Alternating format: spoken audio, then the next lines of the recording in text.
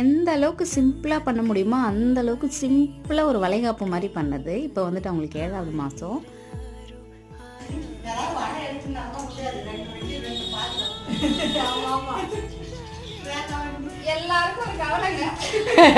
அவங்களுக்கு வடை போச்சே கவலை.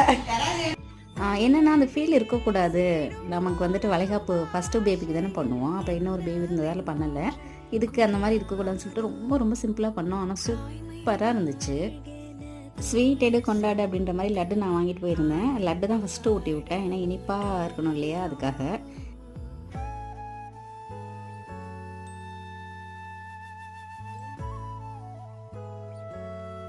வெற்றிகரமாக முடிச்சாச்சு. இப்போ வந்து ஆளை மட்டும் கரைச்சி சுத்த போகிறோம். கிட்டத்தட்ட ஒரு 3 பேர் தான் பண்ணோம்.